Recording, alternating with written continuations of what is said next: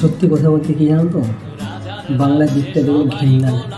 বাংলা হচ্ছে নির্লজ্জ পেয়ে, যেখানে মানুষ রেপ করলে তার কোনো সাজা নেই। 2 লাখ আগে ছিল 5 লাখ, এখন হচ্ছে 10 লাখ। সবাই বলেন বাংলার মেয়েকেই চাই, কারণ বাংলার মেয়ে কেন চাই? 2000 করে দিচ্ছে লক্ষ্মীর ভাণ্ডার। আর বাংলার মেয়েটা জানেন, একটা ভালো কাপড় কিনতে গেলে, একটা ব্লাউজ কিনতে গেলে 300 টাকা দেয়।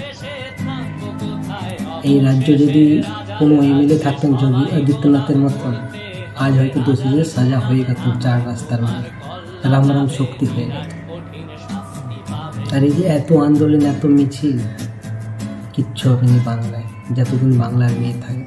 সবাই বলো না দিদি দিদি দিদি, দিদি হচ্ছে গুণ। 2 মুখা সাপ দেখেছো? 2 মুখা সাপ, সেই অবস্থা বাংলায়।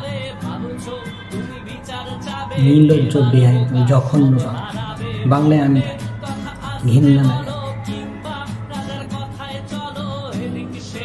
একটা মানুষকে এভাবে হত্যা করা হয়, তার কোনো কিছু নেই। নিজের প্রমাণপত্র লুটপাট করে সব ভেঙে দিয়েছে।